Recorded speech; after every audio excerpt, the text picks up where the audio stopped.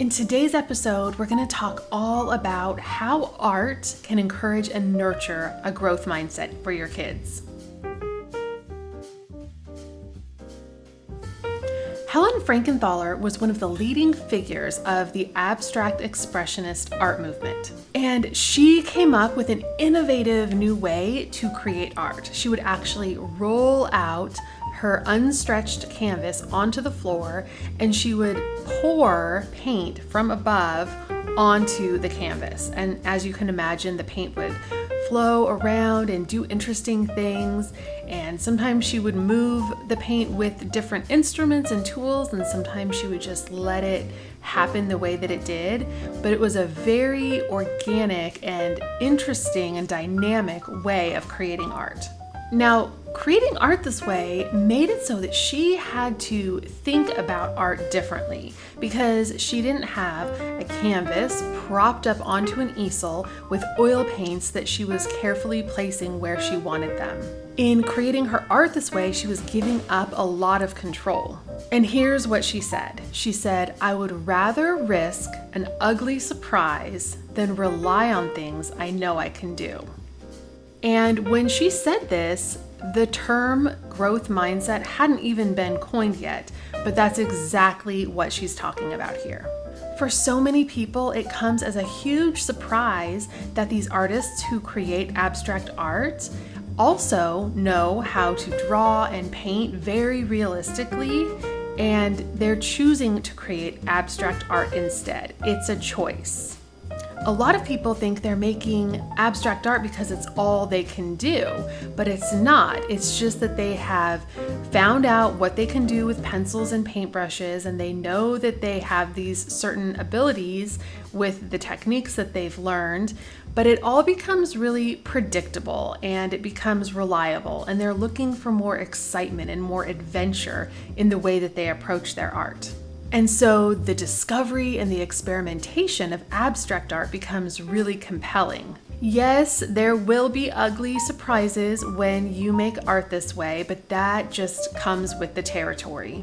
And when the result is amazing, the risk pays off, and you end up with a work of art that is unlike anything that anyone has ever seen before.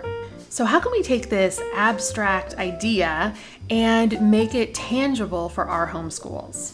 Well, first of all, we need to reframe the goal of the art that we're making.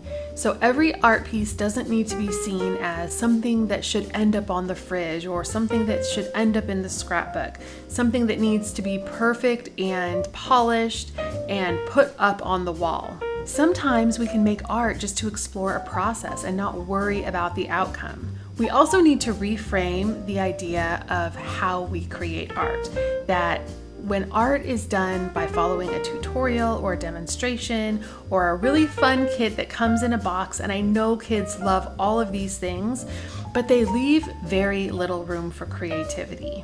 And that's not to say that they should never be done or that there's not value to them. There is, but there is such great value to creating open-ended art that we need to find a way to bring it in as well. Because when our kids are making open-ended art, they're not just following directions and making something that looks just like the example or just like the sample that they see in the picture and the directions. They're making something from their own imagination, from their own mind, something that's expressive and something that will belong to them in the end.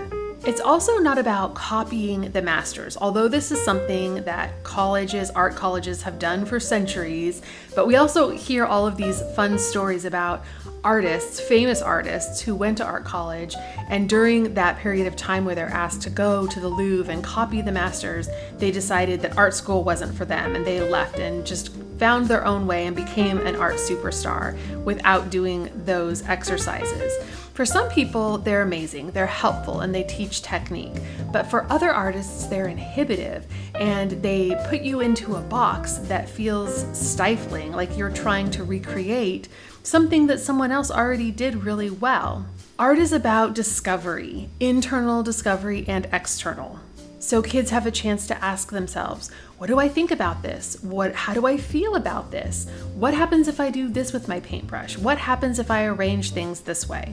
But then you're relying on things that are safe, and real, true learning rarely happens there.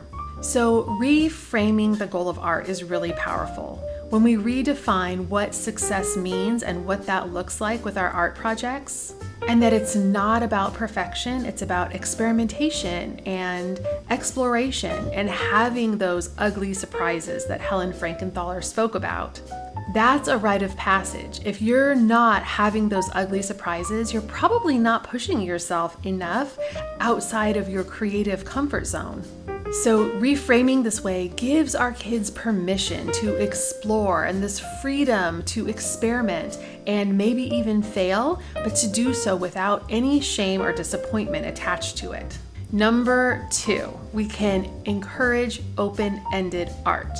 So rather than giving directions when it comes to art, we can just maybe have a loose prompt, or maybe an art invitation with some supplies left out for our kids to find, or maybe we don't say anything at all. Maybe we just have an art area where our kids know that they can go there when they're feeling creative, and they create things that are meaningful to them when it pops up into their mind. So when they're inspired, they don't have any barriers to their creativity. They just go right to their art supplies and make something truly original, unique, and meaningful to them. Maybe they were inspired by something they saw in the way that an artist used color when you looked at art pieces together, either in books or at a museum.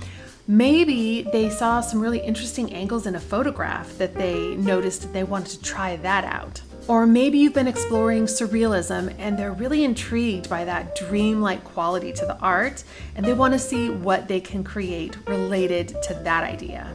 The way that the art actually turns out in the end is completely beside the point, because it was the process that taught the artist something really valuable. They had an opportunity to transform their mindset or learn a new skill based on trial and error and finding out what didn't work. And sometimes it is what doesn't work that teaches us the most.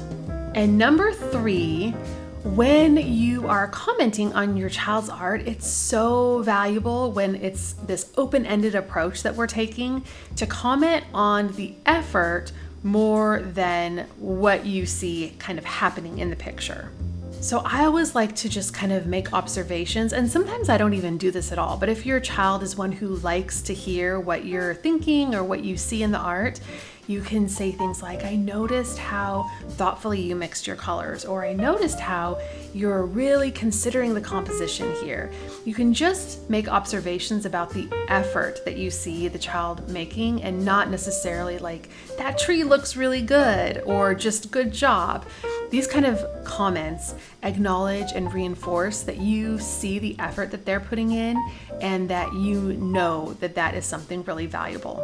And then they feel safe to take creative risks, to know that if it doesn't turn out, it's okay. They don't need to wrinkle up the page or rip it in half. It's not a frustration moment, it's a teaching moment, and it's all part of the process. And when they know that even great artists like Helen Frankenthaler had ugly surprises, and that's just part of what comes from being an artist, they feel a kind of pride even when they have those moments and they have ugly surprises in their art too. It's just a learning thing. It's one step closer to being the artist that you want to be. And that's how the growth mindset really comes into play, and they can see, what could I do differently? How could I have approached this in another way? What can I do next time? And the learning is so powerful and happens so much more quickly. And it's more fun. The process is more fun because there's a freedom to it. So the next time you're studying an artist together with your kids, resist the temptation to find a video and follow a demonstration or tutorial or buy a craft kit about that artist, even though these can be really fun. But ask your child, what really spoke to you about this artist? Was it the color? Was it the composition? Was it the subject matter? Was it something else? Find what was most intriguing or compelling for them and build a really open-ended prompt off of that for them to explore, or just say to them simply, what does looking at this art inspire you to create? And it doesn't have to be anything similar. One time we were studying Mondrian, and so I thought, of course, my kids would want to do these paintings with the grid and the primary colors. And my daughter got out her paints and she just started making a Jackson Pollock kind of splatter painting. And so I quickly went and took her easel outside into the yard because we were painting inside, and Jackson Pollock paintings don't typically work that well inside if you have walls you don't want covered with paint. But I didn't try to redirect her and say, that doesn't look like a Mondrian, you need to do it this way. Instead, I thought she was really inspired by something about Mondrian, made her want to do this expressive work of art. I don't know what inspired that, but I honor that. And so it doesn't even have to look like the artist or the artist's work who you're studying. Just let your kids create whatever they're inspired to create. Something about that was meaningful to them, and they have an idea that needs to come out into the world, that needs to be put onto the canvas or onto the page. And so it's really exciting to see how that unfolds and how that growth mindset develops in the process. So try this out the next time you're exploring an artist together and let me know how it goes. Tag me on Instagram. I'm at Art History Kids there.